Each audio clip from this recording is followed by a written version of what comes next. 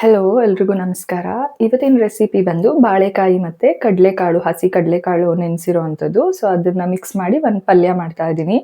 ರೊಟ್ಟಿ, ಚಪಾತಿ, ದೋಸೆ ಎಲ್ಲದಕ್ಕೂ ಕೂಡ ಚೆನ್ನಾಗಿ ಸೂಟ್ ಆಗುತ್ತೆ ಈ ಪಲ್ಯ. ಸೊ ಕ್ವಿಕ್ಕಾಗಿ ಹೇಗೆ ಮಾಡೋದು ಅಂತ ನೋಡೋಣ ಬನ್ನಿ. ಒಂದು ಕುಕ್ಕರ್ ಕಾಯಕ್ಕಿಟ್ಕೊಂಡು ಒಂದು 3ರಿಂದ 4 ಟೇಬಲ್ ಸ್ಪೂನ್ ಎಣ್ಣೆ ಹಾಕಿದ್ದೀನಿ. ಸೊ ಎಣ್ಣೆ ಕಾದ್ಮೇಲೆ ಅದಕ್ಕೆ ಒಂದು ಅರ್ಧ ಟೇಬಲ್ ಸ್ಪೂನ್ ಅಷ್ಟು ಸಾಸಿವೆ, ಒಂದು ಅರ್ಧ ಟೇಬಲ್ ಸ್ಪೂನ್ ಜೀರಿಗೆ, ಒಂದು 5-6 ಕರಿಬೇವು. ಇದಕ್ಕೆ ಒಗ್ಗರಣೆಗೆ ಒಂದು ಮೀಡಿಯಮ್ ಸೈಜ್ ಈರುಳ್ಳಿನ ಸಣ್ಣಗೆ ಕಟ್ ಮಾಡಿರೋದನ್ನ ಹಾಕ್ತಾ ಇದ್ದೀನಿ. ಈರುಳ್ಳಿ ಕೆಂಪಾದ್ಮೇಲೆ ಒಂದು ಮೀಡಿಯಮ್ ಸೈಜ್ 2 ಟೊಮೊಟೊ ಕಟ್ ಮಾಡ್ಕೊಂಡಿದ್ದೆ. ಸೊ ಸಣ್ಣಗೆ ಕಟ್ ಮಾಡಿರೋಂಥ ಟೊಮೊಟೊ ಕೂಡ ಸೇರಿಸಿ ಇದನ್ನು ಕೂಡ ಸ್ವಲ್ಪ ನೀಟಾಗಿ ಸ್ಮ್ಯಾಶ್ ಮಾಡ್ಕೊಳ್ಳೋವರೆಗೂ ನೀಟಾಗಿ ಎಣ್ಣೆಲಿ ಫ್ರೈ ಮಾಡ್ಕೋಬೇಕು. ಟೊಮೊಟೊ ಮತ್ತು ಈರುಳ್ಳಿ ಎರಡು ನೀಟಾಗಿ ಸಾಫ್ಟ್ ಆದಮೇಲೆ ಇದಕ್ಕೆ ಒಂದು 2 ಹಿಡಿಯಷ್ಟು ಕಡಲೆಕಾಳು, ಹಸಿ ಕಡಲೆಕಾಳು ನೆನೆಸಿಟ್ಟಿದ್ದೆ. ಸೊ ಈ ಹಸಿ ಕಡಲೆಕಾಳನ್ನ ಸೇರಿಸ್ತಾ ಇದ್ದೀನಿ.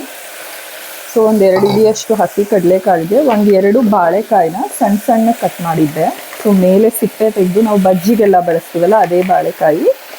ಸೊ ಅದನ್ನು ಸಣ್ಣ ಸಣ್ಣ ಕಟ್ ಮಾಡಿ ನೀರಲ್ಲಿ ವಾಶ್ ಮಾಡಿದ್ದಂಥದ್ದು. ಇದಕ್ಕೆ ತಳ ಹಿಡಿಬಾರ್ದು ಅಂತ ಒಂದು ಅರ್ಧ ಕಪ್ಪಷ್ಟು ನೀರು ಸೇರಿಸ್ತಾ ಇದ್ದೀನಿ. ನಂತರ ರುಚಿಗೆ 1ರಿಂದ 1.5 ಟೇಬಲ್ ಸ್ಪೂನ್ ಅಷ್ಟು ಖಾರದ ಪುಡಿ ಮತ್ತು 1ರಿಂದ 1.25 ಟೇಬಲ್ ಸ್ಪೂನ್ ಅಷ್ಟು ಸಣ್ಣ ಉಪ್ಪು.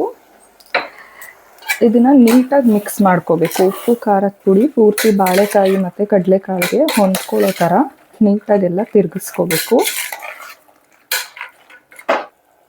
ಇದನ್ನು ತಿರುಗಿಸಿದಾದ್ಮೇಲೆ ಒಂದು 4ರಿಂದ 5 ಟೇಬಲ್ ಸ್ಪೂನ್ ಆಗುವಷ್ಟು ಹಸಿ ತೆಂಗಿನಕಾಯಿ, ಅಂದರೆ ಒಂದು ಅರ್ಧ ಕಪ್ ಬೌಲ್ ಅಷ್ಟು ಆಗುತ್ತೆ ಅಷ್ಟು ತೆಂಗಿನಕಾಯಿ, 1ರಿಂದ 1.25 ಟೇಬಲ್ ಸ್ಪೂನ್ ಅಷ್ಟು ಧನಿಯಾ ಪುಡಿ. ಇದು ಮನೇಲೆ ಮಾಡಿರೋವಂಥ ಸಾಂಬಾರು ಪುಡಿ.